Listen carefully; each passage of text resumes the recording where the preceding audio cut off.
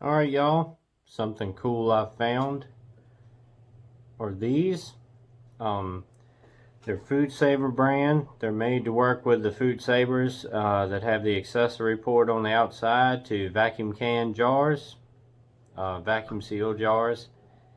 And I've had a little bit of trouble with them. It takes a long time for the vacuum sealer to pull the air out and to seal it, and a lot of times even when it's supposed to be sealed, when you pull the cap off, it still falls off. And I watched some videos on it and things like that, and I found one person was using this, which is a brake bleeder. And you just stick it in the top just like you would with the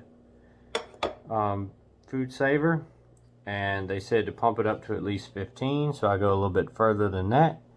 I got a few jars in the oven now. It's just been washed and stuff, and I'm going to put them in the oven for just a minute or two to dry up any moisture, and also to kind of sanitize it a little bit. And then I'm going to put some rice in there and show you how this thing works. It's pretty cool, actually. Alright, here we go.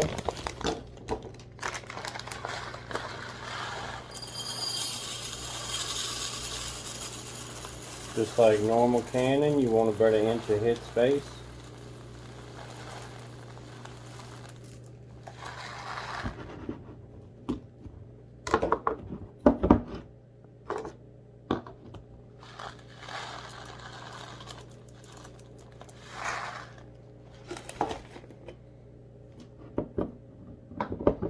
Which usually what I do is come up to about that bottom lip ring there. And set your lid on here. And another thing I like about this, instead of throwing these away, because they're usually one-time use, when you pressure can something, I've been, after we open the jar, you know, these have been pressure canned, I'll save this lid and wash it and clean it real good and use it for this vacuum. It seems to hold pretty good, and you're not so wasteful. You set this on here just like that without the hose on there. If you're using the vacuum pump style, you can do it with the hose on there, but you need to have one end not attached so it'll push the air out and go down there right. And here we go right here. Just pump it up, holding down pressure on it.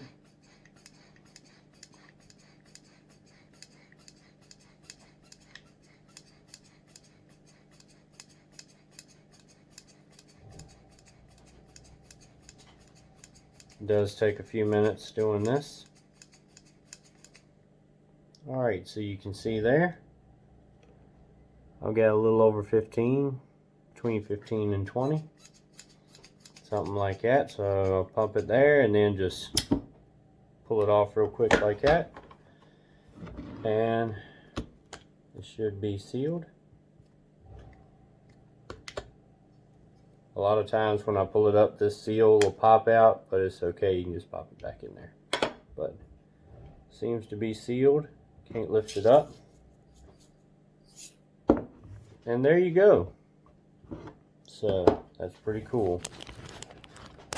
And I think just like I can't remember whose video it was, but they said that the brake bleeder seemed to work better than the actual vacuum sealer, and I do agree with that, because the vacuum sealer was kind of a pain in the butt to attach the hose, and you do take a chance of breaking it. And when you use it doing that, it kind of, you know, takes away from the life of it running the vacuum, and it runs the seal if you don't stop it from sealing. And you know, it'll wear your vacuum sealer out sooner than it would just using for bags and stuff. And also using this brake bleeder, it doesn't take any electricity or any power or anything like that, so it's off grid. You know, it's just air. Like I said, you can reuse your lids off of what you pressure can, take and wash them, unless you bend them really bad getting it off. But if you are careful and get them off even, then you can wash them and clean them and reuse them for stuff like this. I'm not sure what all I'm gonna vacuum seal in these jars right off, but I started with rice here, and of course beans and stuff will work. Maybe even seeds, stuff like that. Whatever you might want to put in a jar. And you know, it's instead of having a pressure can or anything like that, as far as your stuff like this that you could put in there, you could take and pop this off at any time, use it, and you know, redo it again, and just takes a minute with that air there. I think I'm going to take a wide mouth jar, and I'm going to put some of my open seed packs in there that I may use planting something in the future, not too long from now, and just put them in that jar and, you know, seal the top there, and then when you want them, you just pop it off and use what you need out, and then just put it back and seal it again. So I think it's pretty cool.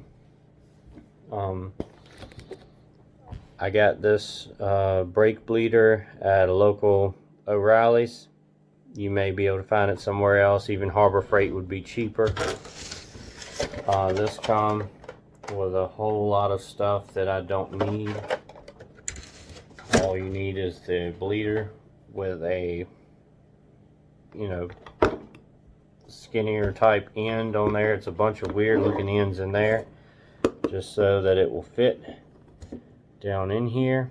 And like I said, you will have to hold down on it, holding pressure when you're doing this to keep it from just, you know, popping out, because it doesn't actually lock in there like the Food Saver.